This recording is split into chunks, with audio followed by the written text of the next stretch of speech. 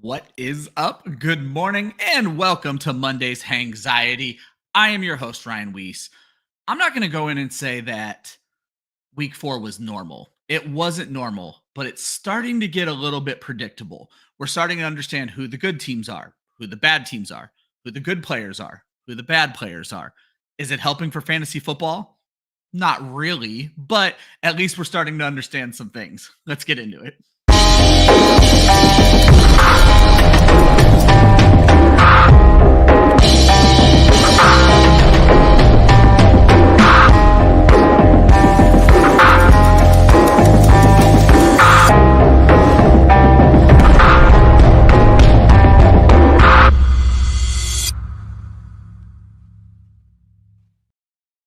Good morning. What is up? Welcome to Monday's Hangxiety, your cure for the Sunday hangover. And as I mentioned in the intro, I am your host, Ryan Weisse. We have folks affected by the hurricane, so you're noticing a different backdrop for Josh Hudson this morning. My man Gator J doesn't have electricity right now. He's using up his last bit of internet to box score scout, but he's given us his picks. He's doing what he can with Sunday football. He's in our thoughts. We hope everything's going well for you, Jay. Hopefully you're able to tune in. We'll see how that goes. But Josh, it's been a rough fucking weekend, my friend. How are you this morning? I'm just glad that I was able to get a hotel room basically for this week so that I can do some podcasting because I need a sense of normalcy right now. I was able to break away a little bit to watch some games yesterday with some friends because God only knows that I needed it. But yeah, I'm not going to get too much into everything. We're here to talk football, and that's honestly what I want to do. So. Yeah, let's get you back to normalcy. So we're not going to worry about that one bit. And Josh, it occurs to me as I'm sitting here chatting that I never even brought the actual show sheet up. I have like my show notes, but I don't have the show sheet yet. So hey, it is normalcy for you, the Monday Hangxiety host, making a mistake. Well, you know, everything. It is what it is, right? Exactly. But Josh, why don't you go ahead and get us started with our partnership with Trophy Smack and Women of Fantasy Football? Yeah, absolutely. Our sister site, Women of Fantasy Football and Trophy Smack, have partnered up. They have their Ladies League page and their Rose Gold Championship belt, which is kind of the centerpiece of that collection. But you can head over to the unique link, trophysmack.com/WOFF. That's WOFF to get all of your achievement-based needs. So they have trophies, rings, belts, wall smack to decorate your office, living room, kids' rooms, all that kinds of stuff. Man caves, she sheds, whatever you want to call it, all that good stuff. Get your, commissioners, their, fancy gifts to say thanks for the thankless job that they have. Get the weekly losers, fun little greeting cards that say thank you for sucking so much and making your life easier. All those things are available. trophysmack.com/WOFF. That's WOFF.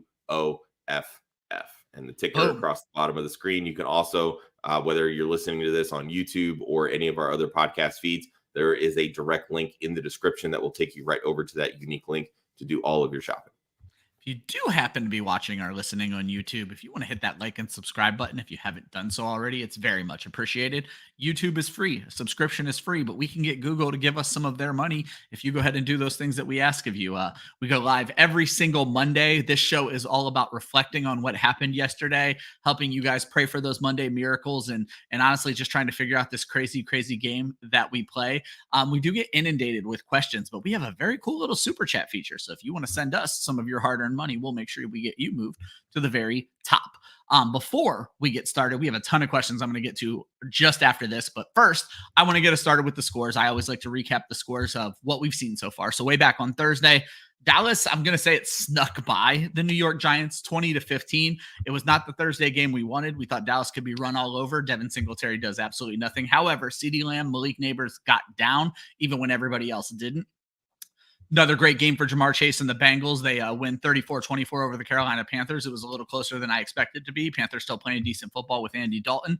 Atlanta Falcons get one over the division rival New Orleans Saints 26-24. Texans had to come back against the Jaguars. Certainly not what we expected, but a very fun game for fantasy purposes. 24-20, the Texans take that win. Broncos and the Jets are the opposite of a fun game for fantasy. or a fun game for football. I mentioned to Marlia at one point we had talked about going to a Jets game. We're in upstate New York. I said, man, if we had went to this game, I would be so pissed for the amount of money we spent. 10-9 was the score on that game, and most of that scoring came in the fourth quarter. It was 45 minutes of very, very boring football. What wasn't boring football? The Vikings stay undefeated, taking on the Green Bay Packers. 31-29. It was a hell of a game. Jordan Love's return. 27-24. The Colts managed to beat the Steelers. Sans Anthony Richardson, Joe Flacco came in, and the Colts have a passing game. Who would have thunk it? Everybody at Club Fantasy. The Bears beat the Rams 24-18. Sorry, Josh. The Buccaneers handled business against your Philadelphia Eagles. This was the Eagles team we thought we were going to see last week. 33-16. The Buccaneers won that game. 49ers destroyed the Patriots 30-13. The Commanders beat down the Arizona Cardinals on the road. Jaden Daniels is him, 42-14. Patrick Mahomes maybe gets the benefit of another controversial call. It was an ugly game, even uglier for some injuries. We'll talk in a moment. 17-10, the Chiefs take that win. The Raiders pull one out against the Browns. The Raiders gave the Browns every opportunity to win this game, and the Browns offensive line gave that opportunity back to them every chance it got. 20-16 for the Raiders. Another beatdown on Sunday Night Football, 35-10. The Ravens shut the Bills offense down. We have two Monday night games. Josh, when you look at those scores from yesterday, anything immediately jump out to you that we're not going to talk about on the show? The Ravens just absolutely bulldozing the Buffalo Bills. Bills have looked like a well-crafted team the first 3 weeks of the season without like any real star power outside of Josh Allen. And they missed that star power last night. That's really what I'm thinking. I'm like, damn, if they had like a dominant wide receiver that could come in and take over this game, they might have a chance to get back into it.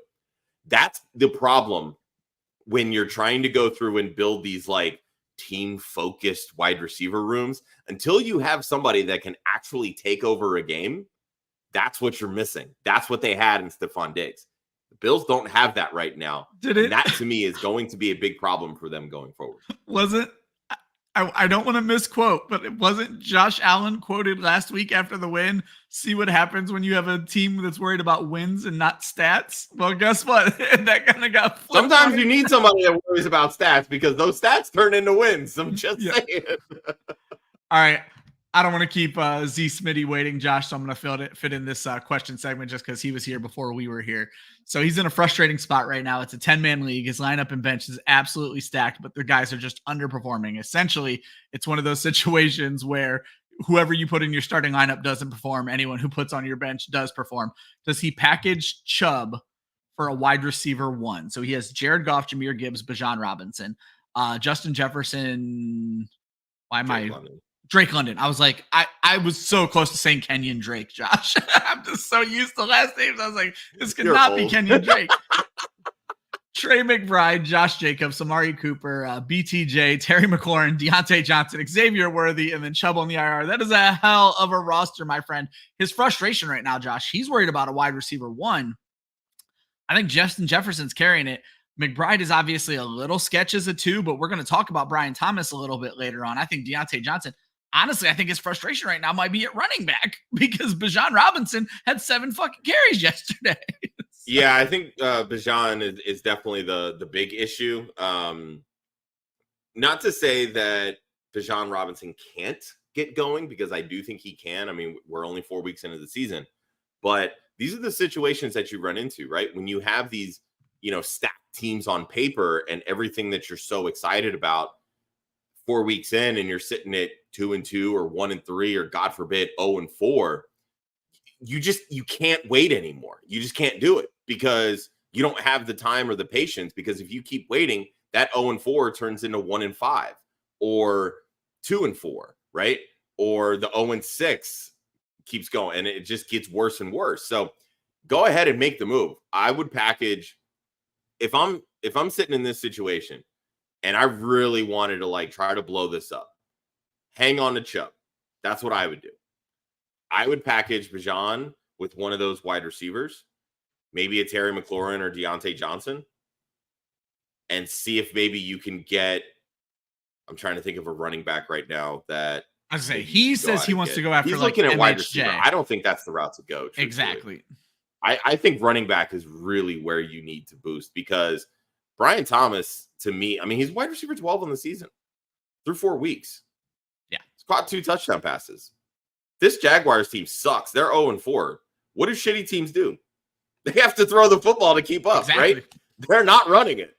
So Brian Thomas Jr. is going to have a pretty solid season. I would bet he probably finishes as the top 24 wide receiver. So at that point, you've got a Terry McLaurin, Deontay Johnson, Brian Thomas Jr., Amari Cooper. Those are 4 guys that all have a spot, probably as wide receiver 2s on most teams.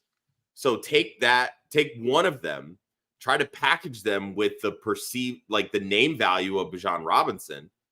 Maybe try to go get a Saquon Barkley. I was going to say, when you look at the names that are at the top of the rankings right now, Josh, the only 2 names that I would consider moving Bijan for, and maybe it is 3. Saquon Barkley, I think Derrick Henry has to be in the consideration after what we saw last night. And then Kyren Williams. I know you're not always the biggest fan of Kyren, but he's certainly getting it done. I don't know that I would go that far. I didn't think you would. Kyren Williams.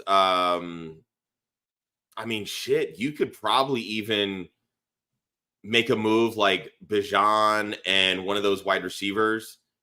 Go get an Aaron Jones and then get like a better wide receiver back as well. Yeah. That's maybe what I'm saying. Yeah, maybe you can solve both your problems. I think your problem, and there were musterings of this right towards the beginning of the season, Josh, that Bijan wasn't going to be this lead back that we thought he was going to be. They threw that CMC roll. Shot out of a cannon in week 1 with the touches, but the yards and the production just hasn't been there because of the inconsistencies of the offense and the offensive line. Yeah. And then, Josh, let's get to Smitty's last question here. Guys, I see all the questions. We're going to get to those in time. But moving forward, he's playing the streaming game. Who would we rather have here? Goff, Baker, Fields, Darnold. Specifically, he's looking at next week against Dallas. I don't have the week 5 schedule in front of me right yet. I can get that, though. But if we're playing the streaming game, I think Fields against Dallas is great just because of the weak run defense. We finally, and we'll get to Justin Fields here in a little bit, but what we saw in week 4 from Justin Fields, that's what fantasy managers want to see. We want to see him using his legs, 50 yards, 2 touchdowns. Those are the type, that's the floor numbers you want from a rushing quarterback. But for me, I'm perfectly fine. Like if you can grab Baker or even Sam Darnold, to me right now, the way that those guys are throwing touchdown passes, more so Darnold throwing touchdown passes, Baker racking up the yards with like 2 touchdowns every single game.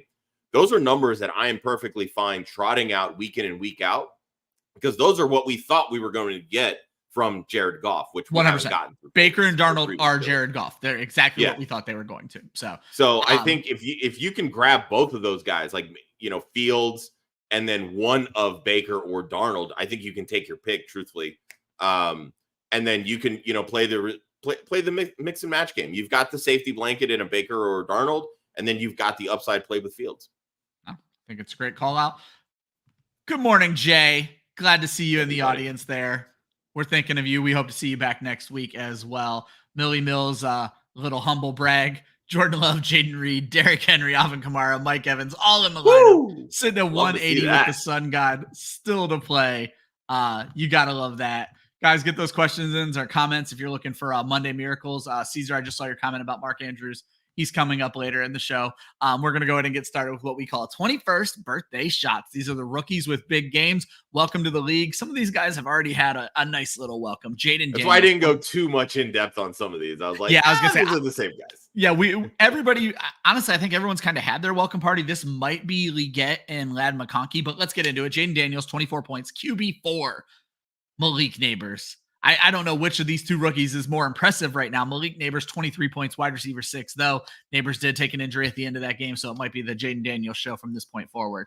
Brian Thomas, 21.9 fantasy points. He's the wide receiver 9 on the week. Xavier Leggett, just like Josh predicted, was going to step into that Adam Thielen role. Shout out to Brett in her article last week as well. Wide receiver 12 with 19.6 points. Lad McConkey, I told everyone to stay as far away from the Chargers in this game as possible. Ladd McConkey proved me wrong early. 17.7, wide receiver 18 on the week. Xavier Worthy, we're going to talk more about him in just a bit.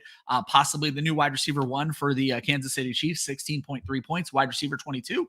And Marvin Harrison had a good day. Any other season, we're raving about 15.5 fantasy points in the wide receiver 24 finish. But these rookies are on fire right now, Josh. They really are. I was going through and looking at like the top 12 really from just like the start of the season through 4 weeks.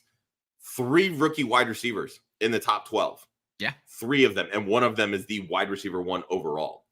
I was not expecting that at all through 4 weeks of this season. But I mean, Neighbors is shot out of a cannon. I mean, the target share that he's earning right now is just, it's mind blowing. Marvin Harrison is taking a little bit of time to kind of get going. But he's producing. He's got 4 touchdowns so far on the season. And like I said, mentioned with Brian Thomas Jr., this is a bad Jaguars team. Like, they're going to keep throwing. We'll talk more about Worthy a little bit later, but like I said, I like what I'm seeing from Leggett. They're working him into this offense in Carolina. And I think with Andy Dalton at quarterback, regardless of what you think of whether he's good or bad or whatever, he's going to be the veteran presence that a rookie needs to be able to get going and to be able to gain confidence. And that is ultimately going to benefit Leggett, especially when he has a target earner like Deontay Johnson in front of him. I was so impressed with Deontay Johnson. I don't even know if he made the show sheet. I was so impressed with everything I saw from Deontay Johnson in that game that you forgot how good Deontay Johnson was. And I guess just another testament to how bad Bryce Young was, but that's another story for another day. I wanted to get on Marvin Harrison a bit. Josh, I almost was going to put the Cardinals into a segment later on in the show, but there was someone else we needed to fit into that segment. I think the issue with the Cardinals right now is Kyler Murray. It's not going to be a very popular opinion. I think he has the same short man issues that other short quarterbacks have in this league. I don't think he looks for Marvin Harrison enough. I think Marvin Harrison is the best wide receiver on the field. And I don't think Murray's willing to force the ball into certain situations on him right now. And the little bits I've seen, I've not watched every Cardinals snap. Maybe I'll take some time this week to see what's going on there. But I think there's a Kyler Murray issue in Arizona more than there is a Marvin Harrison issue. I love everything we're seeing from Marvin Harrison. Yeah, I mean, these were my concerns in the beginning of the season with this offense. Like, everybody was just like all on board Kyler Murray, all on board this Arizona offense. They're young. Kyler still is picking up this system. He only really played 7 games in it last year because of the injury, him coming back. The offensive line is still a work in progress, although they have some young pieces and things are getting there, which is a good thing. But it's going to take time. Like, they've had a couple of really good matchups, which have helped them, but they're going to have games like this where they're overmatched and they're going to look bad, plain and simple. I don't think they're a bad offense, but they're a work in progress offense, and that's okay. But it doesn't mean that you're going to get QB2 every single week. You're certainly not going to. Any comment that takes a shot at Joe Zolo is a comment that makes its way onto this show. Flex Zach Charbonnet over Swift and Taysom. He blames Joe Zolo. I did say don't start any Seattle running backs this week, so we'll see how right that is. But maybe Charbonnet can prove me wrong, even though Kenneth Walker is back tonight, so it's probably not. But you know what, though? I would not have wanted to start DeAndre Swift either. Let's be real. And Taysom Hill is never the guy that you want to rely on. He's so boomer bust. Yeah. So my favorite Linda on Saturday was like, "Are we going to find out that Taysom Hill was the powerhouse behind this Saints offense?" It certainly fucking looked that way. So he was the answer to all their problems. And then, Josh, we have our first question. I'm going to assume this is tonight. Jalen Waddle or JSN? JSN. It's JSN. You cannot start a Dolphin, just like you couldn't start DeAndre Swift. So that's me hedging my bet right now. But no, you just can't be bought into this Dolphins offense right now until we see something. And even still, that something's more likely to go to Tyreek Hill than it is to Jalen Waddle. You have to go JSN tonight against Detroit, who can get beat by slot wide receivers. Agreed. Josh, as we work our way up the show, we are looking at the unnecessary shot of Rumpelmans. These are the key injuries for the week, and this was a rough week. Let's just start with the roughest of them. That's Rashee how we Rice. start every segment on this. Yeah, but this is the first one, and maybe not. I guess Puka Nacua was the first one that we saw. But Rashee Rice feared to be a torn ACL. They still haven't given us a full diagnosis unless I missed it this morning, but all anybody would say, Andy Reid included, it's not good, it's bad. So sorry, Rashee. High ankle sprains were being handed out this week. Jonathan Taylor takes a high ankle sprain. It's supposed to be not so bad that he's going to miss any time. Not as bad as the one that made him miss a lot of time. Yeah, misses a lot of time. Anthony Richardson, it's a hip pointer. All they said after the game is it's not serious. He's not likely to miss time. Joe Flacco might have something to say about that. Christian Watson, high ankle sprain. What else is new? It could push him towards the IR. Taysom Hill left the game with an abdomen injury after stealing 2 touchdowns. So that was a little rough, but we don't quite know what's going on with that one there. And then Cordero Patterson, who steps up when Jaylen Warren already out, ends up leaving the game with an ankle injury, Josh. So I think we have to talk about Rashee Rice. Obviously, we're going to talk about Xavier Worthy a little bit later on in the show, but definitely not what you were hoping to see from this young wide receiver on the first play of the game. And if those who haven't seen the replay yet, it comes on yet another Patrick Mahomes interception, and he was injured by Patrick Mahomes, who went for one of those QB tackles where he throws his upper body at the corner's legs, misses the corner, and takes out Rashee Rice's knee.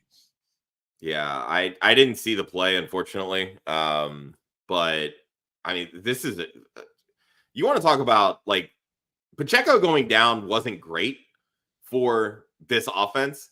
Losing Rashee Rice is 1,000 times worse. So much worse. So much worse. He was developing into Mahomes' go-to guy. And I understand, like, they spent a first-round pick to get Xavier Worthy. There's a lot of things to like about Xavier Worthy. But there are things that Worthy does that Rice can't do. But there's a lot of things it's way Rice on the other side that Xavier Worthy is just not up to speed with, which is ironic because he's the fastest man in football.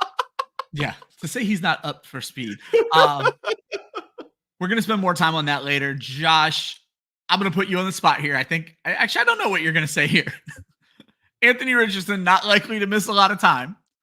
The Colts all of a sudden have a passing game with Joe Flacco in there. Should they be encouraging him to miss some time? Man, if I was Shane Steichen, if there was any sense of potential re-injury right out of the gate, I'd be like, hey, Rich, sit your ass down. We got this. Yeah. And it's less about the passing game and more about just how the rest of the offense functions. When they know they're not going to turn the ball over in 3 plays? Exactly. Like, I mean, before this game, he was averaging 2 interceptions per game. That's not how you win football games at all. And they were moving the football down the field, especially through the air, which they have not been able to do. Obviously, you can make the argument Anthony Richardson is better to help the running game going than Joe Flacco. Yeah. But if Joe Flacco is able to move the ball through the air as well as he is, the running game's going to be just fine. So maybe instead of averaging 5.5 yards per carry, they average 4.9. Still 2 runs and you get a first down. Like, it's not rocket science. So I just, like, hip issues, and we've seen these types of things with A-Rich in the past. Like, when he gets banged up, he doesn't know how to protect himself because he's that type of gamer that he's going to lay it all out on the field. You've got to protect your young investment. And I understand that there's detriment to that because it's going to fuck with his psyche or all these other little, sports psychology nuances, right? You have a veteran that was brought in for this instance. Let him move the football. It's okay. Like, it's not going to be the end of the world if A-Rich misses 1 game, maybe 2 games, right? Let him get healthy, whatever it may be. Now, obviously, 100%. Losing Jonathan Taylor is a big, problem. And I think that ultimately will influence the situation. Like, they don't want to go into a game with no running game, with no, not Jonathan Taylor or Anthony Richardson, right? So I think that if they know that Jonathan Taylor is going to be out, if A-Rich is, 90%, they're going to be like, you're good. And I think that to me is a huge mistake because Trey Sermon has looked okay when he's run. He scored a touchdown in week 3. He knows the system from his time in Philly. I don't think it's the end of the world, but again, like I'm not a doctor by any means, so I'm not gonna try to put this in the air. But I'm with you. That passing game looks so much better with Joe Flacco, and if I know that Joe Flacco is starting, you best believe I am so fucking excited to get Michael Pittman in my lineup. So the last point I was gonna leave with this is my biggest concern is the discord this could sow with Michael Pittman and Josh Downs in the locker room. Obviously, Downs hasn't. I'm going to use a term here. He just hasn't had to suffer through A-Rich as much as Pittman has. But Josh Downs just got to see how green the grass can fucking be. And now all of a sudden you're like, okay, we're going to go back to throwing the ball 23 times a game. And 4 of those are intended for the other team. So it's less than ideal. John, we answered your question in the last segment. We're praying for your Monday miracle. He's down 10. Other guy has Pollard. He has Monty and JSN. I like his chances here, Josh. Yeah, that I mean, Monty and Pollard could very well be a wash. So That's JSN, kind of what I was looking at it. Yeah, I mean, you should very easily get 10 points out of JSN. There you go. Josh, we're moving along this morning. Let's jump to the shot of espresso. These are the quality performances from yesterday that got the juices flowing. And we talked about him last week. Josh, you want to talk about him again? Justin Fields. I mean, when I was going through and looking at pieces, I'm like, damn, do I really have to put Justin Fields on this thumbnail? I was like, all right, I'll give the man his flowers. And of course, then right after that was when Derrick Henry blows up. So I'm like, damn, I could have pivoted. Could have been a much sexier thumbnail. It's all good. It's all good. But no, I mean, look, he was the Steelers offense on Sunday, right? Yes, he was. 312 passing yards, 55 rushing yards, a passing touchdown, 2 rushing touchdowns. He was QB1 overall in the week with 32 fantasy points. Say what you want about what he's done over the first 3 weeks. He's been winning football games. And I get that. Like, that's what NFL coaches care about. Fantasy managers don't give a shit about that. We want fantasy points. How does Justin Fields get fantasy points? Running the goddamn football. He hasn't been doing that through the first 3 weeks. It's been very boring. It's been very unsexy. But people know that he has that in his repertoire. And now that we've seen it, we crave it. It's like a drug. But here's the problem. The Steelers didn't win. So that's going to say, oh, well, maybe we should pivot to Russell Wilson. And if that's the case, we don't get that drug anymore. Yeah. No way are they going back. It's not about being undefeated. Justin Fields is not the reason they lost, I think, is the most important thing to take away from this game. I'm going to reverse course a little bit, Josh. You've been busting my balls about my love for George Pickens. I'm ready to reverse course now. George Pickens is a wide receiver 3 with wide receiver 2 upside, plain and simple. It could be a quarterback issue, and I'm not blaming Fields. Fields is great for fantasy. But the long and short is, much like we saw from Roma Dunze in week 3, Pickens was worthless this entire game. And then his dumbass is out here carrying the football like a loaf of bread and fumbles it on this weird sideline play. When you're not getting the ball enough, I'm speaking as a fantasy manager here, when you're not getting the ball enough to find the touchdown or the right yardage, I can't have you putting 1 or 2 points back on the turf. You just negated that catch. Yeah, you're killing me here. Now, obviously, he turned it on late in the game like he has been. 85 yards, something along those lines. I don't know. But Josh, I've been calling him 113. Oh, did he? God, I see. There you go. I didn't even realize that. But the long and short is, I've been calling him boom or bust. You've been asking, where's the boom? And the very long and short of this is, he does not have the touchdown upside. They are not going to throw a pass that is 40 yards down the field for George Pickens to get a 50-50 ball with Justin Fields as their quarterback. They're going to work their way up the field, and when they get into the red zone, it's Justin fucking Fields and Pat Freiermuth. George Pickens does not have the upside that I once thought he did. I called him a buy last week. He is a hold as long as you're running him out there as your wide receiver 2 or wide receiver 3. He is certainly not a buy. He does not have the upside that I once advertised. I mean, look, I'm not going to victory lap in week 4. You should. You know what? I want to go back to the previous. This is Arthur Smith's offense. This is how it's always been. Exactly. Why did I think he was going to be better than Drake London? I'm going to go back to a previous comment. I blame Joe Zolo. I was ready to be done with this thing, and he pulled me back in. like I said, it's still early. There's still plenty of time for the touchdowns to show up. It's never been his game in the NFL, and I understand it's been a lot of really shitty quarterback play. Fields to me still isn't a great quarterback. NFL quarterback. Let me rephrase that. He's a great fantasy quarterback because of what he brings with same fucking with thing with Kyler Murray. I'll say it. But I will say that this offense, the way that they try to keep him more in tune with, hey, don't make any mistakes. Like his passing is better, but where George Pickens wins is down the field, and they won't do it. And they're not really targeting him much downfield. And when they are, it's typically like pass interference calls. Exactly. And those plays are getting washed out by him. So we're not seeing those numbers that, I mean, there's been plenty of instances. I think it was actually in week 3 that he had like 2 or 3 calls that were wiped away, like big catches from either offensive line penalties or that he missed because, defensive pass interference. And it's just like, man, if he gets those calls, man, he's got a top 12 week. Sure, some of those things might end up reversing course later in the season. You might get these, 7 for 100 and touchdown games. Every wide receiver is going to have that eventually, and he does have that in his repertoire because he's so good at getting down the field. But when you don't have a quarterback that is great at pushing the ball down the field consistently, that to me is where the problem lies.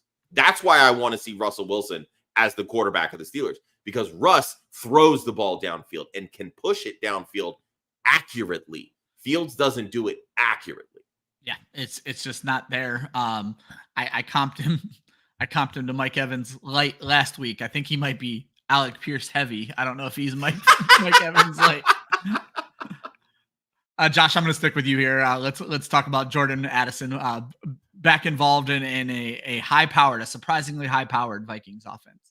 Yeah, man, Sam Darnold is fucking dealing, man. Jordan Addison finally makes his way back, wide receiver 7. The positive thing here, he had 4 touches. That's it. Yeah. Scored 2 touchdowns on 4 touches. 3 catches, 72 yards and a touchdown, and then the 1 rushing touchdown for 7 yards. I mean, it's easy. It's always easy for a wide receiver 2 on a respective team to make an impact when the wide receiver 1 is the quality of Justin Jefferson. Yep. Defenses have to adjust. They have to shift coverage over to Jefferson. Jordan Addison is a very talented wide receiver. They drafted this kid in the first round last year for a reason. So when defenses are going to shift those coverages, and you know what? It's only going to get easier for Addison when TJ Hawkinson comes back. Exactly.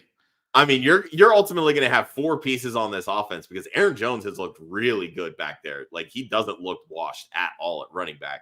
Jefferson, Addison, Hawkinson, Jones. Like, there's no reason that Sam Darnold can't be a top flight quarterback in the NFL. Like, holy crap. I will say I'm a little upset because everything was not trending towards Jair Alexander missing this game, which was why I was very down on Jefferson this week. And of course, a late scratch on Saturday. And I'm just like, are you freaking kidding me? So, yeah. But he didn't really have that great of a game, though, did he? I mean, he caught the touchdown. I was going to say, I think it turned catches. out, again, this was one where I kind of stopped watching box scores in the third quarter because he had 5 catches, 80-something yards, and a touchdown. And I'm like, okay, well, you take away 1 reception, which was a touchdown. He has like 13 points. And I'm like, well, I said under 12, but I would feel a little bit better about that. But yeah. And again, that was kind of saved in the fourth quarter of them needing to come back because his numbers were not that great in the third quarter. I don't know them off the top of my head, but I remember Josh seeing that touchdown pass and be like, oh, Josh is screwed. But then in the third quarter, I was like, oh, maybe not. Like, maybe Josh called this. But again, and that touchdown catch, one of the better catches you've seen. If you've not seen the film on that one, go check it out. Yeah, and Millie brings up in the chat, too, they're using Jalen Naylor. Like, it's still 3 wide there. I think Naylor is ultimately one that takes the biggest backseat once Hawkinson comes back. But, I mean, they had Josh Oliver catching touchdowns. Like, everything was working for this Vikings offense against a Packers defense, which I feel like it very much like the Eagles. They've got all the talent to be really, really good. They just can't put it all together consistently. So you brought one point up that I was bothered by watching yesterday. Aaron Jones was as Green Bay came. and he does not look washed. I don't understand the Josh Jacobs move at all after yesterday. I don't know if the only thing I can think of is because Jacobs is truly built to have a very heavy workload. And so that's what I'm like. Did they just say, I know we can't give Aaron Jones the ball 25 times a game, so we can't keep Aaron Jones. We have to move on to somebody else, even though we have one of the highest paid quarterbacks in the NFL. We should be letting throw the ball. I don't know. That move really did feel weird, especially because, like it was always the tandem, right? It was AJ Dillon, then it was Aaron Jones. So you could balance the heavy workload with AJ Dillon to keep Aaron Jones fresh. So then you go out and you get the one guy that can basically combine both aspects of them, and yet they still re-signed AJ Dillon, which now he's on IR, so it is what it is. That mattered, but the moves literally made no sense at all to me. I wasn't so bothered by it until yesterday's game, and maybe just seeing the offenses on the same field. Like Aaron Jones has looked so solid this season, and I understand Jacobs is handling a heavier work. I don't know. It's that whole thing, Josh. We bitch about this all the time where I feel like teams give up on players too quickly, and I'm not saying they gave up on Aaron Jones too quickly. I just felt like there should have been a little bit more loyalty there. I don't know. I guess I'm weird about that. But let's jump to the other side of the field, Josh. A surprising not surprise, Dontayvion Wicks blows up in week 4.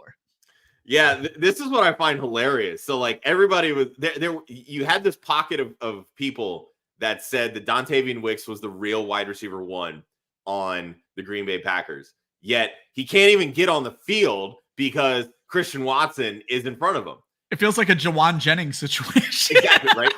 And I was preaching all off season. And this is how I even did my projections. I'm like, Dontayvion Wicks is not high in my projections because as of right now, Christian Watson is healthy. Has Christian Watson showed that he can stay healthy? No. But there's going to be a time where maybe he gets hurt and misses 3 or 4 games. Those 3 or 4 games, Dontayvion Wicks is going to be really fucking good. But this is the part that baffles me. All right. He was wide receiver 3 on the week, 24.8 fantasy points, absolutely fantastic numbers. 13 targets, 5 catches. That is a 38.5% catch rate. That is terrible. Like awful. At one point, Jordan Love was just chucking it up and just hoping and praying that it's going to fall near a wide receiver to catch. Wicks had a couple of pretty bad drops, if I remember correctly. They were not great. But this is what it baffles me because we're not getting this type of production from Christian Watson when Christian Watson is on the field, right? So what is Christian Watson doing that is ultimately keeping Wicks off the field because Wicks is outperforming Watson? This is what I do not understand from this Packers team at all. Yeah, what is the fascination with Christian Watson that they're not ready just to be like, okay, it's Dontayvion Wicks. Sorry. Like, it makes me think that it has something to do with, like, the small nuances of, like, run blocking, because we know that LaFleur wants to run the football. They're a team that wants to run. Josh Jacobs was brought in to kind of be a hammer, right? Joel Worth has talked about this. Christian Watson is a really good run blocker. We know his speed. We know he can get down the field. He can stretch defenses. Dontayvion Wicks has that. He can stretch defenses and get down the field too. So much. So it's got to be the run blocking, right? It's got to be the little things that he's either not doing or is showing the not as much interest in doing, that the coaches are just like, well, Watson's our guy. Yeah. Nah, it makes a ton of sense. Josh, for me, it was an expected outcome, though. They didn't quite get there the way I expected them to get there, but I loved what I saw from the Houston offense yet again yesterday. 345 yards, 2 touchdowns, no turnovers from CJ Stroud. Well, no interceptions. I don't know if he had a fumble in there. But I want to talk about Nico Collins a little bit, Josh. 43 targets through 4 games, 489 yards and 2 touchdowns through 4 games.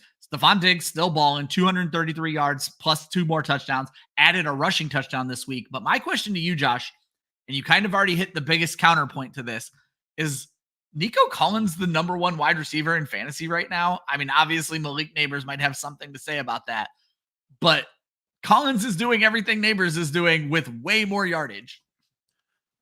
I mean, and that's kind of the way that I would look at it, right? Like, Neighbors statistically is the wide receiver 1 in fantasy.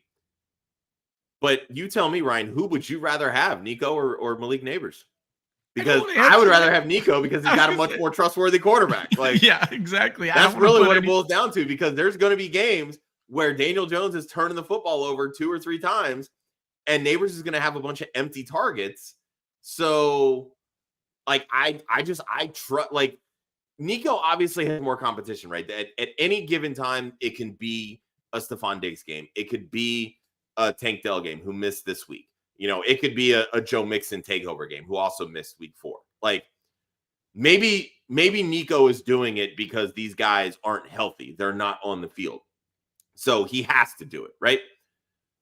But if these guys are on the field, isn't that ultimately going to make his job easier? Yeah. Like, if somebody is literally handing you a buffet of food, you don't say, you know what? No, I want some tiny ass portion French entree that isn't going to fill me up. No, you take the fucking buffet. Go fucking eat, bro. Feed this motherfucker. Keep doing it. I don't care who's on the field. Yeah. He's so good. He's a guy I had wildly underrated. He's still the definition of that third-year breakout where we'd kind of gotten away from that in the NFL. It took him some time, but he did it. We're going to move on to my second point. I don't need to spend a lot of time here. Jay's bonus point goes with my second point. You knew the Mike Evans blow up was happening. So Jay threw into the show sheet, don't blame. He wants to talk about how great seeing Tampa Bay play well was and doesn't want to hear Josh blame having his best 2 wide receivers out as the whole problem on that Swiss cheese defense. And part of that Swiss cheese defense is Mike Evans balled out. And more importantly about Mike Evans, the touchdown he didn't score, Trey Palmer's touchdown, he was in because Mike Evans had hit like a big play the play before. You don't ever bench Mike Evans. Through 3 games this season, he had 15 targets. He had 14 this week. You have to suffer the bad to get the good with Mike Evans. And Josh is going to talk about the Eagles in just a segment. And then, Josh, I also want to talk about Wan'Dale Robinson. Wan'Dale Robinson is a guy that I had a lot of issue with, mainly because of his size profile. He's like 5'8", 170 pounds. I don't like to mess with players who are smaller than me at wide receiver. Obviously, I have a thing for tall guys like Mike Evans. No. But it is amazing what a true wide receiver 1 in an offense can do. Because Robinson last year, there was no fit for him when he could stay healthy. He was kind of a target guy, but the fact of the matter is this: there was nobody defenses were afraid of on that offense. Defenses need to give their heart and soul to Malik Neighbors now. And now we are seeing Wan'Dale Robinson play the role that he was drafted to play. He has 8+ targets in 3 of 4 games. He has scored 9.8 fantasy points in every game so far this season. And Wan'Dale Robinson is the wide receiver 20. Believe it or not, he has the 4th most catches in the NFL at wide receiver right now. He is a PPR play every single week. If you have Wan'Dale Robinson, pin him to your flex spot. There is no reason to take him out of a lineup, Josh. He is the reincarnation of Jarvis Landry right now. 100%. Those early, like, Jarvis Landry years, like maximum targets, like, 60, 65% catch rate, and then like 9.3 yards per reception, if that. Wan'Dale, I think, had 6.8 yards per catch on Thursday. Like, it was not great. But again, in PPR, you care about the catches. It's less about the yards. That's why everybody loves Alvin Kamara, right? It's all about the catches, even if he's not scoring touchdowns the way that he has in years past. But yeah, I'm with you. Austin and I, we talked a lot in the offseason about Wan'Dale Robinson and just how he really was the best value in that Giants passing game. And you're seeing it come to fruition. Like, again, the touchdowns really aren't there, but it's that PPR scoring. If he's going to catch a ton of passes, 10 catches, 68 yards, that's almost 17 fantasy points. If you're like me all freaking day, if you're like me and went running back early and your wide receiver room isn't working out, Wan'Dale Robinson might save my season in a league right now. Yeah, 100%. Yeah, let's get into some of these comments. Millie Mills goes back to our Dontayvion Wicks talk and, more importantly, our Christian Watson talk. And he says, Jaden Reed's the wide receiver 1 there. And we preached that all offseason. We were all on board Jaden Reed. He was my number 1 target with the Packers. At one point, he was a top 12 wide receiver for me when I was doing my projections. Carrying me and Scott Fishbowl. Exactly. Yeah. And I mean, and he's had 2 really good weeks, week 1 and week 4. which, I mean, again, it kind of goes with the territory. You're going to get some booms. You're going to get some bust weeks. But, 2 and 3, obviously he didn't have Jordan Love. Jordan Love had to throw a ton to get the Packers back into this football game because the Vikings jumped out to such a huge lead. Obviously, that's not going to be the case every week where he can distribute that many pass attempts, but Jaden Reed's the guy. He really is. I think he's overall the best weapon that they have on this offense. So he's going to see targets. He's going to see the ball. And granted, he didn't see near as many targets as Wicks. I think he had 8 to Wicks's 13, but 7 catches to Wicks's 5. Like that. And that to me is the biggest difference there. Yep. Jonathan Santiago said, lost Rashee Rice. He's trying to choose on waivers between Xavier Legette, Wan'Dale Robinson, Dontayvion Wicks, Christian Kirk, and then he actually throws in Brian Thomas Jr. First and foremost, I'm going to kind of mix all of our comments up here. So give me a second. We're going to come right back to Jonathan. Nate, welcome. Glad to have you as the new subscriber. We go live multiple times every week. We will actually be back tomorrow to discuss waivers. So that's kind of why I wanted to fit this in here now. We're glad you love the energy. We love giving it to you guys. We have multiple different hosts. We have 12 shows every single week. You're not going to be disappointed in what you're getting from Club Fantasy. Jonathan, as I mentioned, we also have the waiver show tomorrow that we're still answering your question today. But some of these guys might actually be heavily talked about tomorrow. Josh, for me, if it's full PPR, it's Wan'Dale Robinson. If it's not full PPR, it's close between the rookies, BTJ and Legette over Kirk for me. But I would lean Wan'Dale Robinson in this situation.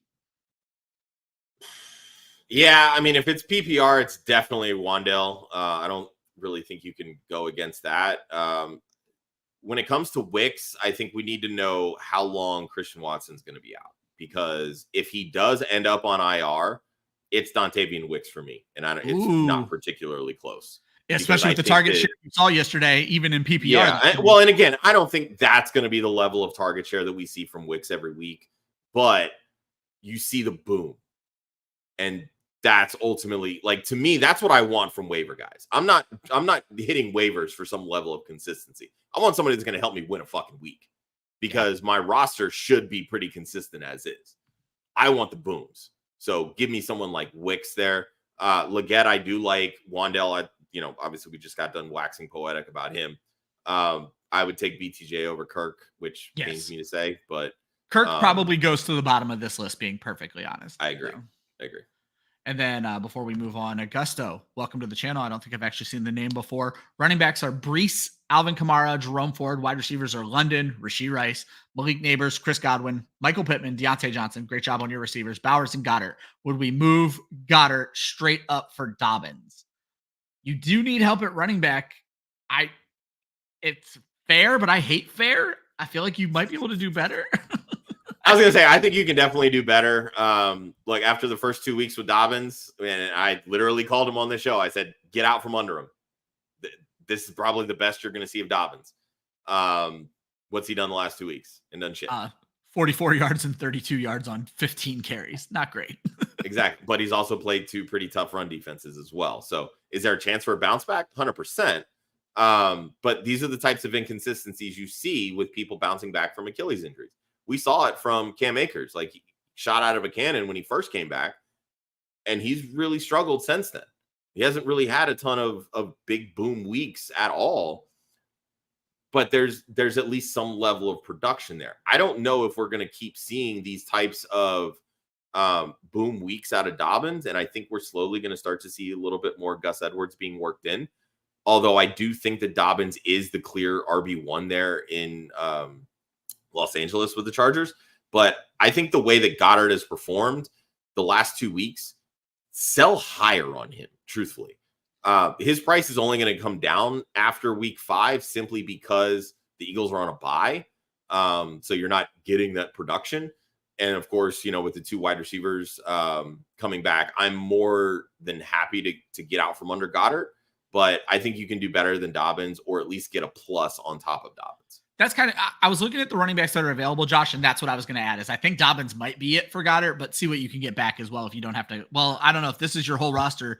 There's nobody I'm cutting for a plus either. So I don't know. It's a tough one. I might actually make this trade. Well, Josh, you might be able to put Rice on IR, which would open up a spot. That's a really good point. Yeah, that's never or mind. Just drop him outright if he's. I was just going to say that's exactly where I was going with this. Like, you're not keeping Rashee Rice. So yeah.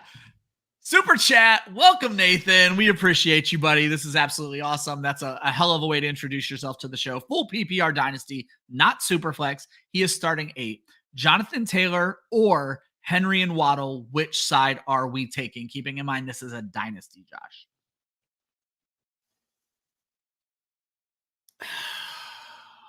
My head says take the young wide receiver, even if you're getting an older running back.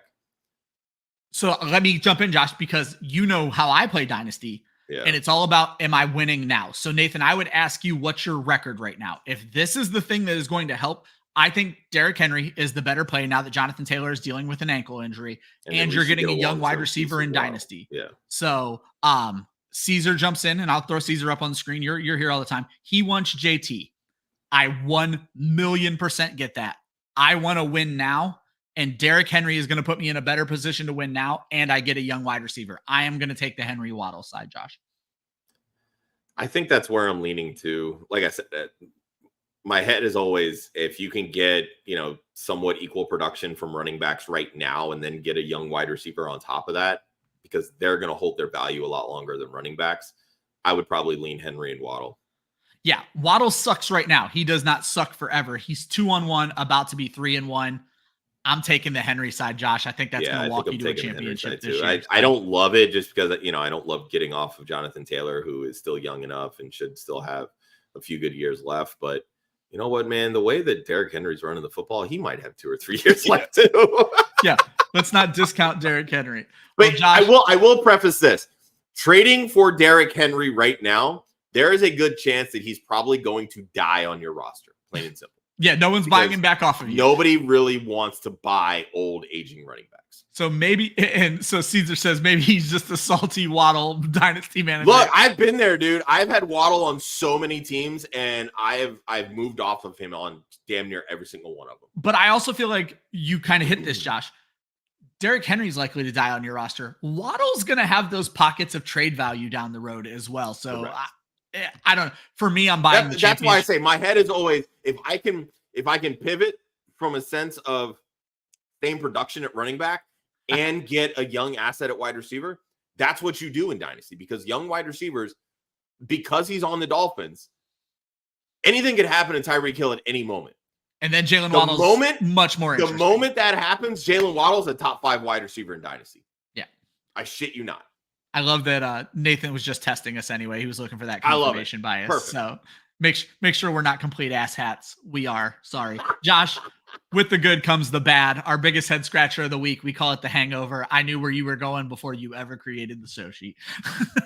Well, I had to, because, we brought in Gators, so I had to take away my, up with the birds segment, whatever. But, look, you're down not 1, but 2 wide receivers. Your top 2 wide receivers. Your best offensive weapon, probably even with those top 2 wide receivers, is a running back. And he touched the ball 12 times. Like, I don't really care that you were losing 24-0 at one point. Give the man the fucking football. The first run out of the half was a 59-yard run. This is what Saquon Barkley can do. What was the offensive game plan for the Eagles when they said, damn, we don't have A.J. Brown. Damn, we don't have Devonta Smith. So we're going to throw to Jahan Dotson and Paris Campbell? That sounds fucking smart. Kellen Moore, you're a dumbass. Really? What are we doing here? This makes no sense. I understand that Jalen Hurts flat out missed Saquon Barkley down the sideline on something of a broken play. And Jalen Hurts, man, when he doesn't have those top 2 weapons, he looks like old Carson Wentz. And not like the good old Carson Wentz. I'm talking like the bad old Carson Wentz. Like, what the fuck are we doing, bro? But seriously, 10 rushes for, I think he had 84 yards, 8.4 yards per carry. He only had 4 targets and 2 receptions. Like, what the fuck are we doing, Eagles? Seriously. This hurts from a fantasy perspective, but this hurts from a fan perspective too. Yeah. I understand the Bucs have a good run defense, so you maybe don't want to run the football all freaking game. But at a certain point, you have to know that is your strength, is running the football. So use it. Because at a certain point, you're going to break those long ones the same way that he broke that 59-yard run. Yep. Because those 1 and 2 and 3 yard touches are going to turn into that 59-yard scamper. What are we doing, man? What are we doing? Makes no sense. It seems like ever since you guys had the Steichen coach turnover, you've just been frustrated with this offense. It's been so bad. And I mean, I said on Wednesday's show, Dallas Goedert was going to be the big beneficiary. He was one of my upside plays, and that's exactly what he was. He was the upside play. They got him the football. He led the team in targets. But when Saquon has the same number of targets as Jahan Dotson, as Grant Calcaterra, as fucking Paris Campbell, there is something wrong with your offensive game plan, because Saquon Barkley should be getting as many targets and probably double the touches as Dallas Goedert. Yeah. Plain and simple. For my head scratcher, Josh, I quickly wrote in Kyler Murray and the Cardinals offense. That's what I was going to talk about. And then something happened last night that it's gotten to a point where we're going to look stupid if we don't start discussing what the fuck is going on with Mark Andrews. One target for the second consecutive week, Josh. No catches in 2 weeks. And normally this would fit its way into a downside section where we want to bitch about these guys. But the fact of the matter is he looked good in week 2. I thought this thing was going to fix itself. I don't understand this offense whatsoever. And I think I kind of made a joke that might be true. And I'm going to throw Millie up on the screen here. He says the backlash that he got on draft day for taking Derrick Henry in the second was crazy, and now his whole league wants him. Caesar obviously asked, is Mark Andrews done for? So Gator sent a text out to us this morning and said, hey, it looks like King Henry's definitely back. And I said, yeah, and all they had to sacrifice was Mark Andrews, Josh, because I feel like this offense has room for one superstar outside of Lamar Jackson, and that's Mark Andrews, plain and simple. So the question now, that's Derrick Henry. It's not Mark Andrews. So the question now is, Josh, what the fuck do fantasy managers do with Mark Andrews at a position where I was going to say you can't afford to put up a 0 every week, but half the league is putting up zeros, it feels like. So maybe so really you can. So do you just wait it out? I think you have to. Like I got yesterday, I had somebody in one of my dynasty leagues offer me a trade straight up because I have Mark Andrews. Travis Kelce for Mark Andrews. Straight up in a dynasty league. And I like, part of me is just like, maybe I take this? Maybe? So, I mean, it's dynasty, so obviously I want the younger guy. Exactly. But, I mean, with the Rice injury, I almost feel like, look, if I have a shot to compete this year, I think I have to take Travis Kelce. Kelce feels like a smash volume play, and that's what I said to Jay in the chat this morning as well. Jay said, welcome to the season finally, Travis. When I watched the parts of that game I watched, Travis Kelce, he did not look good. I'm going to say something, and I should go back and watch the film before I say this. He looks almost disinterested, Josh. When Kareem Hunt, I believe it was, scored their touchdown, everybody was like celebrating and happy. I watched Kelce with his head down, like walking off the field, it felt like, for a point. Like, I didn't even see him celebrating with the team. I want to go back and watch it. Don't quote me on that. But I feel like there were multiple times where the team was happy. Travis Kelce didn't quite look that way. Maybe he's tired. I know he's old. It's a problem for me. However, he could be a volume king to end this season. And I don't know that I wouldn't make that trade as well. And I'm someone who is the most frustrated human being with Travis Kelce right now. Yeah. I mean, back to Mark Andrews and the Ravens. I mean, we were talking about in the first couple of weeks of the season, it was, why are we not running Derrick Henry? Like, I'm gonna throw this up real quick. You go out. One. The answer was one. You saw it. One. You saw Mark Andrews' day yesterday. But like, you go out and you sign Derrick Henry. Why are you not running the football, right? These last 2 weeks, that's all they've done is run the football. And it's like, okay, cool. Now you're getting back down to business. This feels to me, they finally figured out, all right, look, we got to get our guy going. This is why we brought in Derrick Henry. We're going to run the football. We're going to bludgeon teams. And they're winning, obviously they're now 2-0 in these last 2 weeks. They're beating teams without needing to throw the football. They ran the ball 34 times yesterday and threw the football 19. Yeah. If they're going to win games this way, they don't need to target Mark Andrews, plain and simple. And that's just the reality of the situation. It also hurts for everybody that was a little bit high on Zay Flowers. Me. So I called him a bye 2 weeks ago. I called him chill fuck out. Don't chill out. Right. I think really this is just going to ultimately come down to much like with Dallas, where look, Dallas has a bad run defense. This is how we're going to beat teams. Buffalo, I think, has been able to mask the fact that they have a suspect run defense because their offense has been so good. Because keep in mind, they're down their top 2 linebackers. Yeah. This is a team that you can run on as a result, right? Well, when you have a running back like Derrick Henry, you can run on them. And the Ravens have a good defensive team. So if they can play good defense, they're going to keep the other team from running the football, which allows them to run the football, right? For fantasy purposes, we're bitching about the Ravens for the same reason you're bitching about the Eagles. The Ravens did what they were supposed to do. They're like, look, we can run. We're going to fucking run. Yeah, exactly. So, and really, this is just Todd Monken saying, look, I'm just going to take what the defense gives me. Like, yep. Josh, let's move on to cream or sugar. This is our buy low, sell high. Cream rises to the top. These are the players we want you to go out and buy. Sugar falls to the bottom. These are the people we don't want any part of anymore. We've been talking about them a little bit on the show, Josh, but go ahead and get to your buy candidate. Yeah, it's my buy candidate. Yeah, it's sell high. Wait, hang on. Did you do this backwards? I feel like I might have. The buy low is the cream. The sell high is the sugar. Yeah, so you want your buy candidate, cream, Brian Thomas Jr., because... Yeah. Been a long weekend. Sorry, I'm a little confused. My man's fighting off hurricanes right now, folks. Give him a break. Yeah, I mean, I'm looking at this and I'm like, he's not a household name. He's wide receiver 12 on the season. Saw 9 targets, caught a touchdown this week. And as I mentioned a little earlier in the show, he's one of 3 rookies that are currently in the top 12 at the position through 4 weeks of the season. If you can go out and get a Brian Thomas Jr. as a throw-in in a piece, or even if you can move, I don't know, a Zach Moss after he scored a touchdown in a deal to get a Brian Thomas Jr., I'm going to try to do that.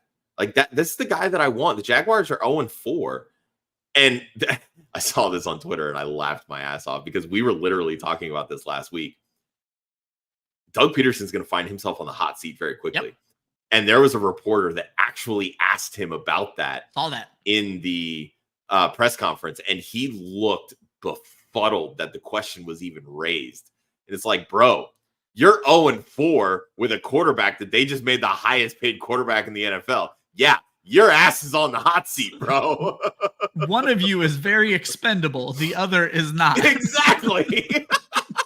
So, if I can go out and if I can try to get Brian Thomas Jr., I'm going to go do that. Like I said, he's not a household name, but you're also going to have people that will look at the box scores. They're going to look at, he's wide receiver 12. I'm not giving him up for this. You're always going to have those certain levels, but it doesn't hurt to try. And maybe he's not necessarily a buy low, for instance, but I think if you can try to buy him, it's not going to be as expensive as you might think. I'm also going to throw out that he's probably out there on waivers. I'm going to go back to Jonathan Santiago's question because he is out there in waivers because he mentioned BTJ over Christian Kirk. He also mentioned that he might need 2 pickups because of Adams being week to week. Josh, for Jonathan's original question, you said Wicks. I said Wan'Dale Robinson, but I think for our number 2 option, might be able to get both. I think we would say Brian Thomas Jr., though, would probably be the better pickup in that situation because, again, he is your buy. And I think you make a great case that someone's going to be the wide receiver 1 there. And Thomas seems to make the more sense as the guy who is the future. I'm going to stick with the buy part of this question, Josh. I'm going to talk a little bit about Khalil Shakir. Don't let one bad game from Buffalo throw you off. And yes, we talked about this earlier, that they need a superstar receiver. That's all well and good for the Buffalo offense in football. In fantasy football, Khalil Shakir is, again, you guys obviously can tell I play a lot of PPR because everyone I'm telling you about are PPR options every single week. Khalil Shakir is the wide receiver 19 this season.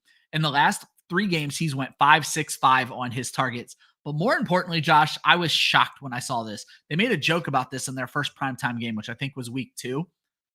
And it continued all the way until last night. Khalil Shakir has one. I don't even want to call it a drop because I think it was an overthrow last night. Khalil Shakir has caught all but one ball thrown to him this season. He has a 94% catch rate, which is just crazy to me. Yeah, and Keon Coleman couldn't catch the one thing that he does well, 50-50 balls. Yeah. Like, he's supposed to be the guy that you drafted to, supposedly take over and be your number one guy. If you can't come down with balls doing the one thing that you're supposed to do well, that's a problem. So, yeah, they're going to continue to target Khalil Shakir because he helps move the chains. It's the same reason why they keep feeding James Cook. He's so efficient running the football that he moves the chains. These are the top two guys in this offense. It's Cook and Shakir right now. Yeah. Nobody else fucking matters. Kincaid had an okay game for a tight end. Shit, it was a top 5 game. It felt like. I was going to say 7 targets was nice to see. Yeah, very nice to see, especially because he finally broke out this past week. But again, like, they got to get in the end zone. Clearly, they couldn't do that regularly against Baltimore, and maybe that's a blip, and that's fine. But the games are only going to get more difficult. But I'm all on board getting Khalil Shakir, and very much like Brian Thomas Jr., he's not a household name. So you can, if you can, get him maybe as like a throw in, because these 5 for 50 games, that's what you want out of your flex. Yep. With the occasional spike week like he had in week 3, the 6 for 70 plus and a touchdown, right? Like, you want that level of consistency, and that's what Khalil Shakir brings to the table. And then, Josh, for my sell, I'm going to go with a guy who I don't think we could have called him a sell last week, but I think he's now with back-to-back decent games. Jauan Jennings is a guy I'm looking to move off of as Debo gets back into shape in this offense. His day was saved yesterday by a 45-yard bomb that is actually 2 plays like after the same exact play was called up for Debo Samuel. As Brandon Ayuk and Debo Samuel take control of this offense, which they're inevitably going to, Jauan Jennings is going to fall down. I don't know that he has a higher sell window than he has right now, Josh. Oh, 100%, because all those guys were on the field yesterday, right? It was Ayuk, Debo, Kittle, obviously not CMC, but we're leaving him out of the equation for right now. Yeah, but Jordan Mason still had 100 yards and a touchdown. Yep. And Jauan Jennings still led this team in receiving. So if you can use that piece, hey, look, Jauan Jennings came out, broke out. We knew he was going to take a step back, but all 3 of those guys played, and he was still their leading receiver. If you can then move him based on the ranking that he has because of that one big wide receiver week in week 3, do it in a heartbeat. Yeah. You were not going to be able to sell him after this week. Nobody was buying it a second week, but now that he's done it a second week, I wouldn't count on it a third. And then, Josh, you kind of touched on this before when we were busting balls about starting DeAndre Swift. You got to use this window. Oh, 100% you have to use this window. I mean, I will say he's probably going to have another good week next week. The Bears play the Carolina Panthers. But this is why I want to move off of him now. I want to move off of him now before Carolina, because the way that injuries are taking their toll right now, I don't want to hold and then him get injured during the week that he's supposed to go off. Ain't that the truth? Yeah. Use this to say, look, he had a great week. He's going to have another good week. So get him now and get your W. But look at this 6-week stretch starting in week 12. There's a lot in between here. But he plays Minnesota, at Detroit, at San Francisco, at Minnesota, versus Detroit, and versus Seattle from week 12 through the fantasy championship. They may not be able to run the ball in any of those games. They're not going to run the ball, and he's going to put up duds in your lineup. Yeah. Get off of DeAndre Swift as humanly possible. Yeah, I think he's a great sale candidate in an environment where everybody is looking. And add insult to injury, they talked all week leading up to, we got to get Roschon Johnson more involved. He had 8 carries and scored a touchdown. I understand that DeAndre Swift ended up with more carries, but Roschon was cutting into that. Exactly. And it's only going to get worse, folks. Like, that's the big thing. Especially with how ineffective Swift typically is in not, in average to bad matchups. Yeah. All right, Josh, cocktail mocktail. We want to know if these players are real with the buzz surrounding them. Can we trust these guys going forward? And I think the first one that everyone's going to be asking about this week, Xavier Worthy. Is he ready to be the wide receiver 1, Josh? I don't know that he's ready to be, but he's going to have to be, plain and simple. They're going to use him a lot to, create mismatches. Hopefully Reed is smart enough, and I know he's smart enough, to move him around and get him in motion, use these sort of jet sweeps. I think the future of Xavier Worthy in 2024 is Tyreek Hill light. Ooh. And I don't say that lightly, because we know how great of a wide receiver Tyreek Hill is. But the way that Kansas City used Tyreek Hill, when they got him into motion, they moved him from, outside into the slot. They'd use him on end arounds. Xavier Worthy's not a big guy, but he's athletic enough that they can use him in ways like that to create those types of mismatches. Obviously, we know that Travis Kelce has to be the target hog. He just has to be, because he's the lone veteran presence. But we've seen with less heralded guys like Justin Watson in this offense, to where, Patrick Mahomes isn't afraid to throw to those guys. So they're going to see some targets. But Xavier Worthy needs to prove that he can consistently get open. But the way that you do that is by moving him around, because when you keep him stable, corners have the ability to press him and knock him off the line of scrimmage, and therefore knock the timing of the route off, right? It's what we talk about all the time with Tyreek Hill, another prime example. Yeah. That's why I didn't like Tyreek this week. Going against, Tennessee, L'Jarius Sneed, that's what Sneed does really well. He's a physical corner, bumps you at the line, knocks off your timing routes. And that's what Miami is predicated on, is timing routes.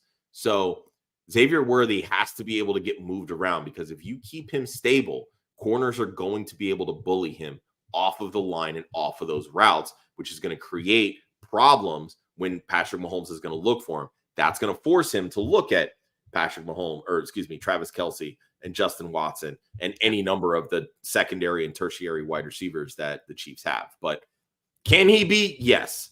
He's not going to be right away. You're going to see some pop weeks until he really gets comfortable. So to me, he's kind of he's a 2-3 sort of with that boom, like wide receiver one potential. That's kind of the way that I look at him. I'm calling him a mocktail for that reason, Josh. So I put that I would actually sell him right now based on what people think is going to happen. I don't think his current game warrants the 10 plus targets that we were seeing going to Rashee Rice. I think this is going to be great for Travis Kelce. I think this is going to be great. You already said his name, Justin Watson. And then the name we like to laugh at, I think we could see Juju Smith-Schuster step back up, because he knows the offense. Another one too, yeah, Xavier Worthy is going to grow minimally because of this. But what bothers me about Worthy right now, 89 of his 154 yards are on 2 catches this season. And excuse me. And that's why I say, Tyreek light. Yeah. It's not going to be the, 7, 8, 9 target games. It's not going to be veteran Tyreek Hill. First and second year Tyreek Hill was built on big plays. Yeah. And they moved him around a lot, the sweeps, all those different types of things. Juju, to me, yes, he's going to be somebody that Patrick Mahomes leans on, but not for Juju. Fantasy. Yeah, Juju was, he was better when he had a viable option to take, attention away, right? Travis Kelce's not that guy from 2 or 3 years ago. He's going to see targets because Mahomes trusts him, but he's not getting off the line the way that he was 2 or 3 years ago. Rashee Rice was moving defenses. Yep. That's what opened up those touchdown opportunities for Juju the last couple of weeks. Worthy's not going to be that guy that pulls the attention the way to help Juju get open. Yeah. So basically you have 2 middle of the field cloggers in Juju and Travis Kelce. And I don't know that that's going to be great for this offense. So Xavier Worthy has to step up. Yeah, that's actually a really fair point. Josh, we saw a almost perfect split last week for Cincinnati running backs. Chase Brown, same number of carries. Chase Brown, cocktail, mocktail. Is he someone we can rely on moving forward? To me, he's a mocktail. You look at the perfect split this week. Who did they play this week? They played Carolina. Yeah. We always said that Chase Brown was going to be more efficient in this offense because that's just the type of player that he is. Everybody fell in love with him because of one 80-yard reception last year, right? Yep. what do you have? 5.5 yards per carry this game. And Yes. Zach Moss was under 4, I believe. But here's the interesting thing. And this is why I think he's a mocktail. Chase Brown was supposed to be the receiving back in this offense. Yep. Who had more targets against a bad team this week? Zach Moss or Chase Brown? Moss, Zach right? Moss. Yeah, so Zach 5 Moss. or 6. They're targets. using Zach Moss as the overall back and then complementing him with Chase Brown. Until Zach Moss gets thrown off the tracks, Chase Brown is not the guy that you want. If I'm trying to move pieces around, if I have Chase Brown, I will sell him to the highest bidder and just pray that they see 2 touchdowns and say, oh, he's coming, baby. He's coming. Because I don't think he is. That's exactly where I stand. I put this is a split, plain and simple. They still used Moss in the red zone. Brown's 2 touchdowns obviously elevated him. If I had saw Brown being only one being used inside the 10, inside the 5, I would have been worried. They still use Moss down there. This was about who had fresh legs this week. And on the plays where they needed to score, Brown was the guy who had the fresh legs. It wasn't they weren't choosing Brown over Moss. They were choosing fresh legs over tired legs because, again, they were using Moss when it mattered as well. Yep. So. And then moving on, Josh, the one I added, Chuba Hubbard. And what I found interesting about this is Chuba Hubbard comes out and balls against a bad defense. This wasn't entirely unexpected. However, he happens to have his best game, maybe of his career. I didn't go this far back, but certainly of the season, on the same week where they announced Jonathan Brooks is ready to start getting back to practice, Josh. So I think people are going to be afraid of Chuba Hubbard because of the shadow of Jonathan Brooks. Cocktail, mocktail, Josh. I think he's still a cocktail. I agree. Because, again, I think that, first off, the reports are a little overblown on Jonathan Brooks because he was kind of lumped in to one big category of others that are coming off the PUP list and not necessarily indicative of Jonathan Brooks's individual situation. So I'm not ready to say that Brooks is ready to come back and just kind of usurp this role altogether. Because even when he is ready to come back, there's going to be much more of a split. They're going to continue to lean on Chuba Hubbard. But, I mean, looking at his upcoming schedule, at the Bears next week, Falcons, at the Commanders, at the Broncos, it's not the best schedule. Yeah. And then versus the Saints, it's not a great schedule. But I think when you have a veteran quarterback, that's going to make Chuba Hubbard's life easier anyway. And he is pretty involved in the passing game. So I think there's still going to be some RB3 with RB2 upside potential. And the way that running back position right now is just taking hit after hit after hit with these injuries, I don't think that you can not believe in somebody that's getting volume. I'm not the biggest Devin Singletary fan, but I'm not sitting here saying, look, if he's on my roster, I'm not sitting him. Yeah. You have to start him because he's getting, even if it's not great volume, he's still seeing volume. Granted, there's always the opportunity that 14 carries turns into 24 yards because that's just the scenario that comes with that type of running back. But I like Chuba Hubbard in his situation with this offense a lot better than I do Devin Singletary's on the Giants. I agree wholeheartedly. The one thing I wanted to note is, and you kind of touched on it, I think Chuba Hubbard is playable for the next month. If you are desperate for running back play right now to get yourself back into it, look for Chuba Hubbard or don't trade away Chuba Hubbard just because of the specter of Jonathan Brooks. That's not how you want to handle this situation. Josh, we have some interesting ones, and this kind of goes with cocktail mocktail. Bucky Irving starting to get more involved this week, but Rachaad White wasn't exactly gone. Do we think Bucky Irving is the next rookie running back to take a big step forward? Oh, I've been preaching Bucky Irving for weeks. I've been on this train since they drafted him. Yeah, I'm all on board Bucky. He's going to have a lot of opportunity. Rachaad White proved once again he's not a great running back. He's a good pass catcher. He had a couple of decent runs, which, again, let's face it, the way this Eagles team plays defense is not the most difficult thing. But he's consistently just running into his own blockers. He has no vision. Bucky Irving has vision. He can see the holes and he hits them. That's why he's so much more efficient. I'm more than willing to buy into Bucky Irving, but to me, again, he's really not anything more than a deep RB3 with that RB2 upside, because right now that volume isn't there yet. But I've been preaching this. Rachaad White right now does more for the offense as a whole, from the nuances of like pass blocking, those types of things, more than Bucky Irving does. While they have similar play styles, Rachaad White has 20 pounds on Bucky Irving. Yeah. The thing that I love about Bucky is he's definitely not afraid to throw himself into pass blocking situations, and you love that from a player. Rachaad White's more sturdy when it comes to that. Baker has his trust. The coaching staff has his trust. So Bucky still needs to work his way into those scenarios. But when it comes to running the football, when it comes to, catching passes here and there, Bucky's going to have some potential. And we saw the rushing touchdown this week, which is a great sign. And he made it look super easy, something that Rachaad White doesn't do. Yeah. So again, Bucky's very much a hold for me, or if I can buy him cheap, I'm definitely going to do that 100%. Nope, I think that makes a ton of sense. And then we have a trade question from Pareko.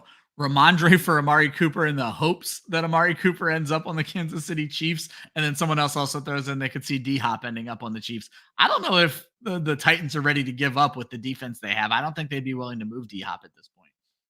I think a lot will depend on, can they beat a Tyler Huntley-led Miami Dolphins team? Because if they can't, then D-Hop might be for sale.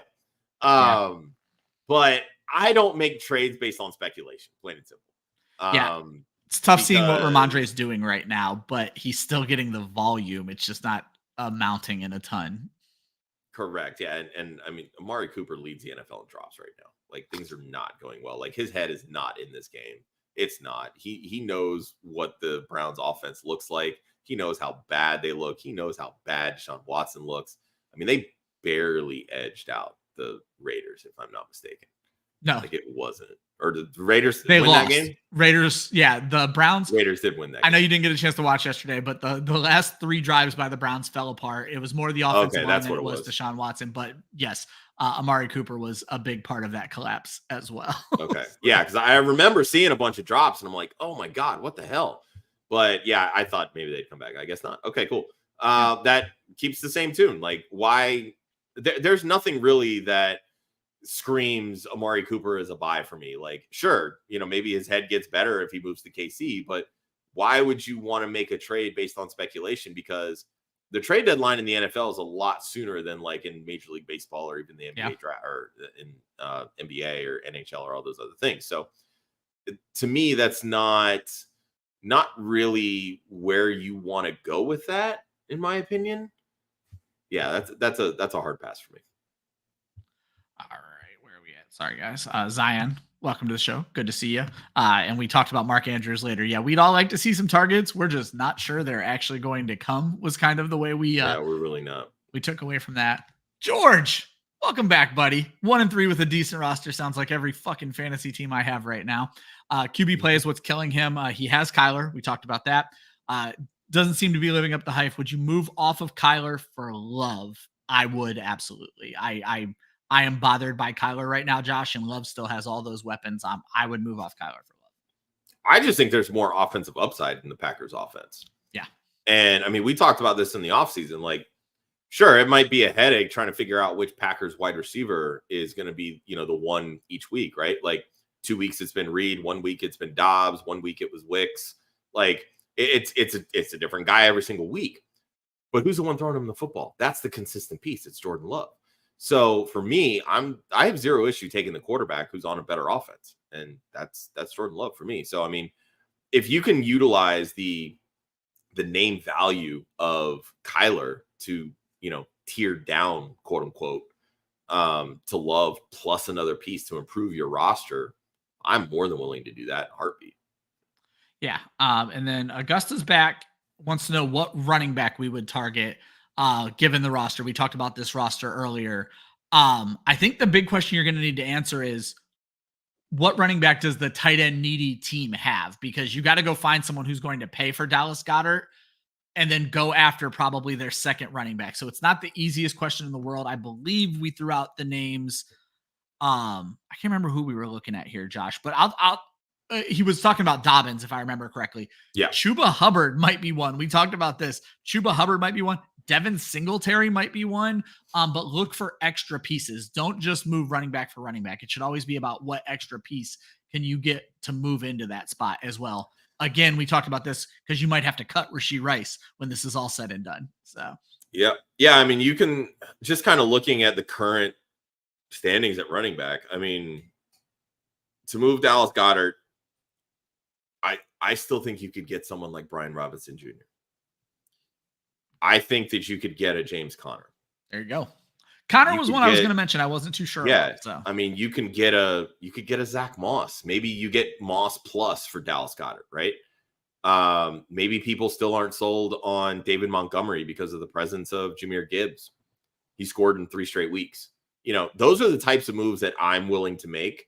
If I'm going with someone like a Zach Moss or, God forbid, a Devin Singletary or Ramondre Stevenson, like some of those guys that are strictly volume plays that maybe don't have the touchdown upside that you want to see, get that extra piece. Like, 100%. Get that wide receiver 3 that, has wide receiver 2 upside.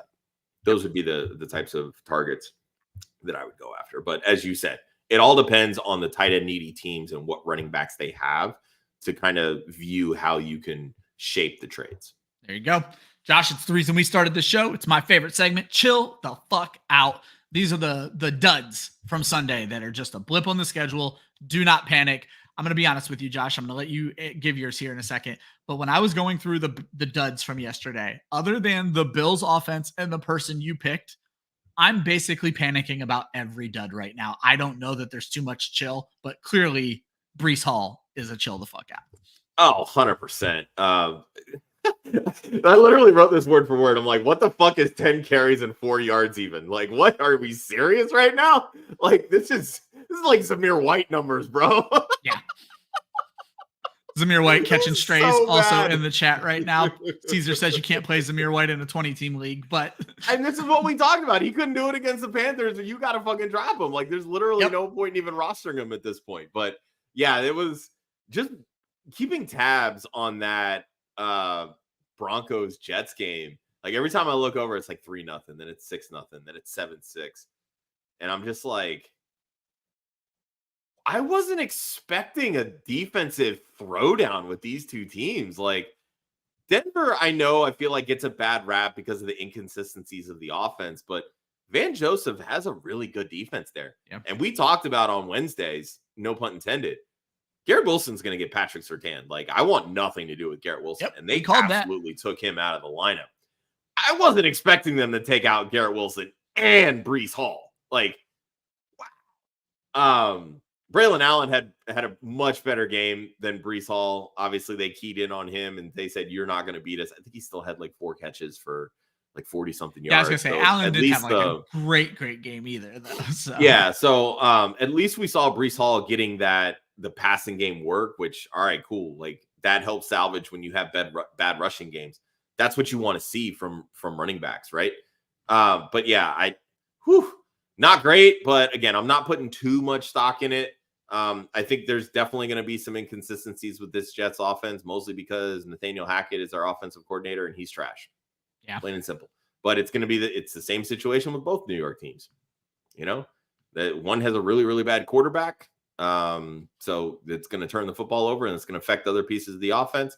Jets have a bad offensive coordinator. So yeah, take the good with the bad. But I will point out they did lose Morgan Moses as well the week before. He's out like 2 to 3 weeks. So those offensive line injuries, they're going to play into the inconsistency of the offenses. I know you didn't get to watch a lot, and you definitely didn't want to hear about weather, but rain did affect that game as well, but you still expect a better Breece Hall game. So yeah, that was a weird one. For me, Josh, again, I struggled, and it wasn't until I got to tight end that there was one guy I still believe in, and that's Brock Bowers.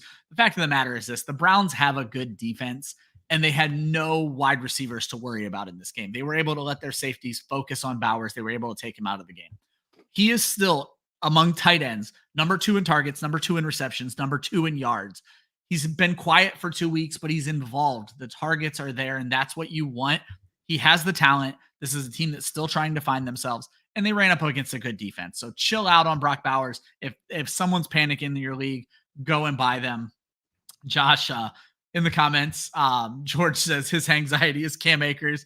That passing TD at the end of the game had him screaming in his pillow. So that was a bit of a rough one. And I was obviously, very upset about that one too. I'm like, really? Dare? Are we serious? What are we doing here? yeah, I'll be honest, I was playing Cam Akers, so I was happy it wasn't Cam Akers. But I was like, yeah, that was a shock to see Daria and Ngubwale come in and kind of take that whole thing over. And then Josh, before we move into the Monday night game and get out of here, any other QB trade targets for George? Obviously, he brought up Jordan Love. I think that would probably, I don't know that there's a better trade target that someone's willing to move than Jordan Love right now. We're talking moving on from Kyler Murray. So Sam Darnold plus Baker Mayfield plus, like, I feel like Kyler Murray is going to get you something else back in a trade like that. Yeah, potentially. I mean, Baker right now is QB3 on the season. Darnold's QB5. Those would definitely be two guys that I would be okay targeting. I'm going to throw a weird one out. What about Joe Burrow? I know he hasn't looked the best. Great point. And he's getting better with each week. I think that's a great point. He's been getting better with each week. The offense itself is still kind of a work in progress, but he's completing close to 71% of his passes, 7-to-1 touchdown to interception ratio. Like, it's picking back up. And right now he's QB10, Kyler's QB9. But I feel like there's such a narrative around Burrow and the wrist that people might be more than willing to get off of him. Yeah. I'm fine taking that on, especially if people are valuing Kyler so much more and I can get an upgrade somewhere else. Yeah, I think that makes a lot of sense. Moving on to the Monday night game. If you have not signed up for Underdog yet, you can use promo code WOFF. You get a free pick. WOFF. I'm talking way too fast. WOFF. You get a free pick. Plus, they will match 50% of your opening deposit up to $1,000 in bonus cash. So make sure you guys are using Underdog if you can. We are going to break down these games and our favorite picks. And Jay was even able to get his favorite picks in there for us, Josh. So the games we have. 2 games again on Monday night. If you guys are not aware, one starts at like 7:25, I think, and the other starts at like 8:20, like they normally do. Tennessee at Miami. Miami is giving 2.5 points at home. The over/under on this game is 37.5. And then Seattle at Detroit. Detroit is giving up 4 points at home. The over/under on this game is a much higher 46.5. Josh, what are you liking from Underdog? It looks like we went 4 of 6 last week, and it says you and Gator took the L's. I'm 3-1 on the season. You are 1-3. Gator is 2-2. Yeah, never a good week. I'm telling you, every time I go like off script with like kickers or defensive players, yeah, you've been getting weird with these. In the ass. And you know what? I'm keeping that tradition alive this week because I want to see if I can put a spark under him. The higher lower line on Treylon Burks is 6.5 receiving yards. So really, all he needs is 1 catch. Are we certain that Will Levis can get him the football right now? So I'm going to take the lower on 6.5 receiving yards because, you know what? I need a spark, and so does Treylon Burks. So if I'm right, great for me. And if I'm wrong, great for Treylon Burks. Yeah. I'm hoping you guys can hear me. The internet's telling me I have bad internet right now. Gators pick for this game is Chigakonkwo over 15.5 or higher than 15.5 receiving yards. And then my pick is going to be Tony Pollard. I was looking at this game. I like Tony Pollard in a lot of aspects, but I feel like they've set his yardage at a good one. I like his touchdown pick, but I didn't want to just pick touchdowns this week. 2.5 receptions is a number. He has hit 3 receptions in every game this season, and he's clearly involved in the passing game. So I'm going to take Tony Pollard over higher than 2.5 receptions for this game. So we got Treylon Burks lower than 6.5 receiving yards. See if we can motivate him. Tony Pollard over 2.5 receptions. Chigakonkwo over higher than 15.5 receiving yards. Josh, let's move on to the Detroit game. Yeah, Jahmyr Gibbs is kind of the easy one. We know he's going to be really involved. Seattle does have a pretty solid run defense. They've bulked that up big time this year from last year. But I like Jahmyr Gibbs higher, 77.5 total yards. Yeah, total. That's why I went total there, because he's so incredibly involved in the passing game that I think that he should pretty easily hit 78 plus yards. Even with, David Montgomery coming in and kind of being the hammer in that offense and seeing the bulk of like the short yardage work and things like that. Jahmyr Gibbs is just so involved that he should pretty easily pass this. And Gator gave us Sam Laporta higher than 37.5 receiving yards. Clearly, we like the Detroit offense in this game. I just realized I took Tyler Huntley. I'm an asshole. That's what I was like getting at when you started the show, and I was like, whoops, all right, I'll shut up now. I'm an idiot, and I just realized that we were supposed to go one from each game. I don't have one for this game because I'm not going to put myself on the spot with the show ending. I also like Tyler Huntley in that Miami game. I'm a moron, over 164 yards, mainly because it's not that big of a number. And last week, the combined of Tim Boyle and Skylar Thompson hit 158 yards. I think you're going to see more passing from Miami this week. I think Tyler Huntley's a better quarterback than people give him credit for. Over 164.5. Sorry, I don't have one for you for the Detroit game there, but we like the Detroit offense. Off the top of my head, I mean, you might as well just take the lower on Kenneth Walker. You're so. I was just going to say Seattle offense. I hate the Detroit running back, so I would take the lower on whatever Kenneth Walker is. Great point there, Josh. Guys, that is going to be the show. Thank you so much for riding with us for 90 minutes. We have a big show schedule. So the next time we will be live is tomorrow morning. It's going to be me and Josh again for Wiretapped. We are going to talk some waivers, the best pickups for the week. Tuesday night, we go live with Trade Block. That's with Dusty, Joel, and Hoove. That's our Dynasty Trade show. The flagship show is Wednesday night. That's no pun intended with me, Joe, and Josh. We're going to give you the Week 5 preview this Wednesday at 8 p.m. Eastern. But one of our newest shows, Cleat Dreams, which is a weekly preview from our WAF podcast. That is with Renee and Kelly. That comes on right after we go off the air on Wednesdays, 9:30 p.m. Thursday night, Oh Captain, My Captain, where Josh and Austin break down the Thursday DFS showdown. Austin has just been killing DFS this season. If you're not getting DFS advice from Austin Amendolia, you are doing it wrong. We also have probably my favorite show that we do, one I got to produce last week, the Sneaky Flex. That's with Wendy and the Sneaky Girls, Rowan and Maisie. That's the Women of Fantasy Football Start Sit show where they answer your questions for about 15 minutes on Thursday night. Also Thursday night, you have Dynasty After Party, Josh and Joel again this week. It's in the notes. Hopefully, we'll see. I know I had missed last week, but speaking of DFS, we have the DFS Academy that drops every Friday at 9 a.m. That's me and Austin giving you a preview. Austin has just been killing it. He gave you Josh Downs this past week. He gave you Justin Fields as your tournament play at quarterback. He's been doing such a great job with it. Saturday morning, start, sit, different day. That's going to be Josh and Joe answering all your weekly questions. That should be back this upcoming Saturday. We'll have great guests on that show where all they do for an hour is answer questions. And then, of course, this show is going to be back every single Monday, just there to answer or help you guys get through the weekly hangover that is fantasy football. For Josh, I'm Ryan. It has been a long show. Thank you guys for riding with us. We'll see you guys tomorrow. Have a great day.